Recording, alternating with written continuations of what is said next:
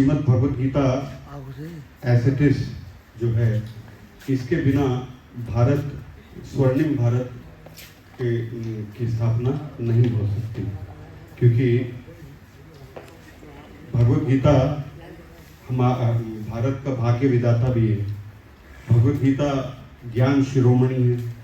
भगवद गीता हमारी कीर्ति पताका भी है। और भारत की जो आत्मा है वो श्रीमद् भगवद गीता में बसती है। और भारत का जो गौरव है वो भगवद गीता से ही होता है। और श्रीमद् भागवतम में छठे स्कंद 3रे अध्याय और 19वें श्लोक पे बोलते हैं कि धर्मम तो साक्षात भगवत प्रणीतम। इसको इंग्लिश में ट्रांसलेट किया है, real religious principles are enacted by the supreme personality of godhead. जो धर्म के सिद्धांत है, इनको कौन स्थापित करता है? पूर्ण पुरुषोत्तम भगवान ही स्थापित करते हैं। या तो पूर्ण पुरुषोत्तम भगवान स्थापित करते हैं, या उनके आवेश से जो जिस व्यक्ति को भेजते हैं उसके माध्यम से स्थापित करते हैं।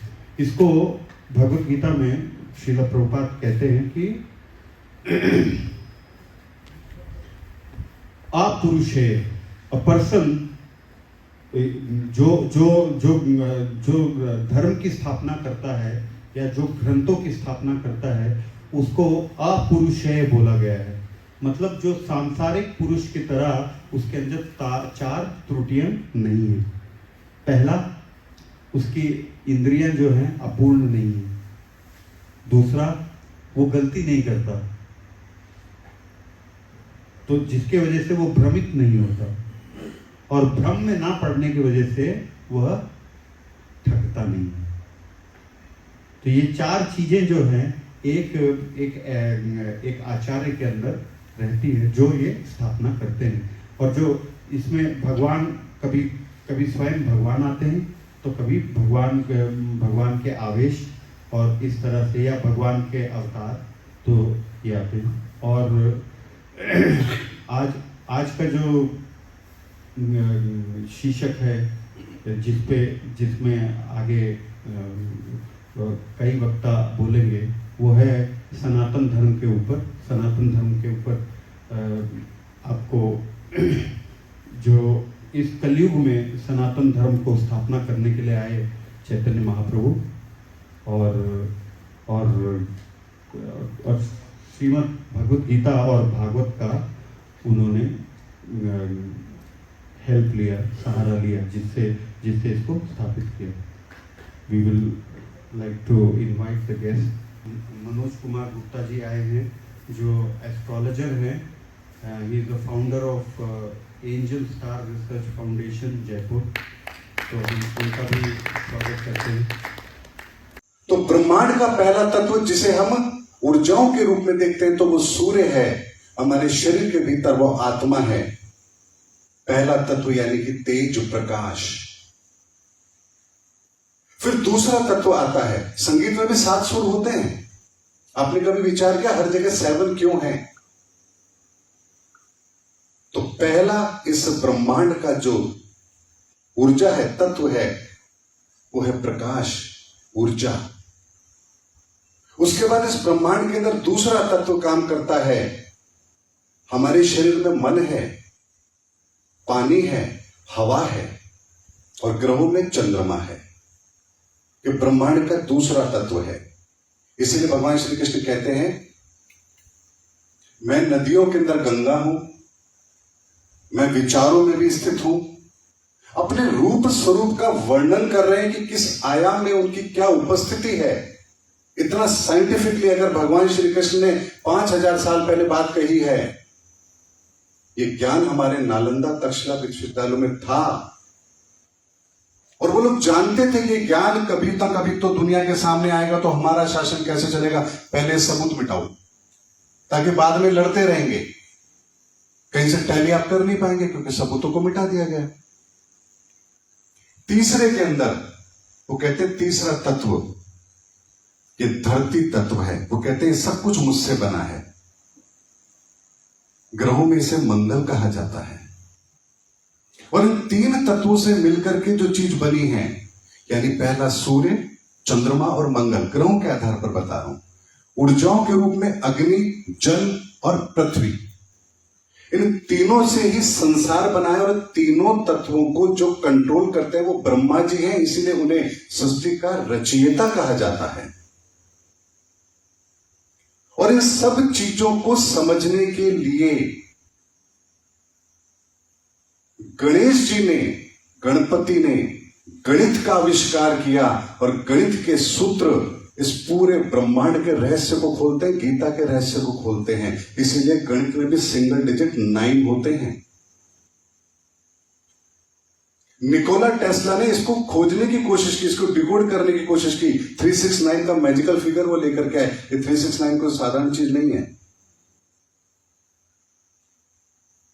निकोला टेस्ला इससे आगे नहीं जा पाया, लेकिन हमारी गीता, उसमें सारे सूत्र हैं। नंबर 4 पर आता है इस ब्रह्मांड का वो तत्व जिसे हम कहते हैं बुद्ध का एलिमेंट कहते हैं,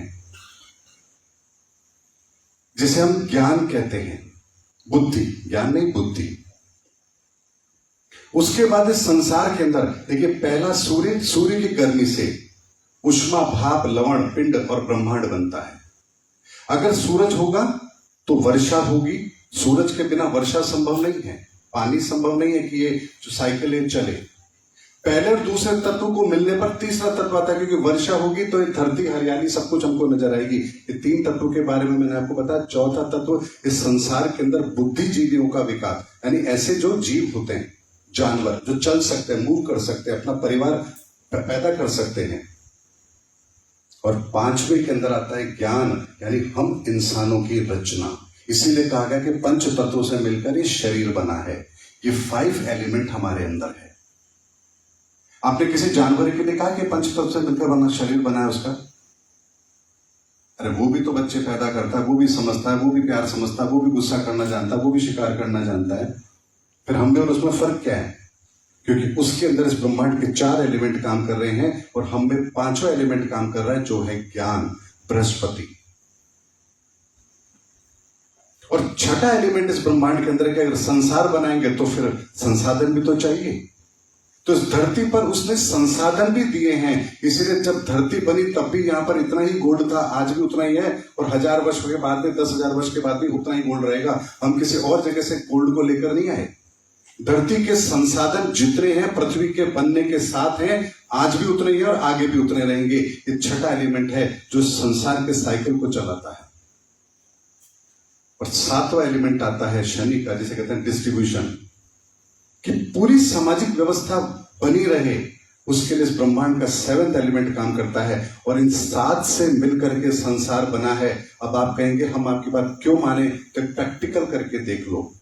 कितना ही बड़ा पेपर ले लो, उसको फोल्ड करना शुरू करो, 7 पर से ज्यादा फोल्ड नहीं कर पाओगे आप।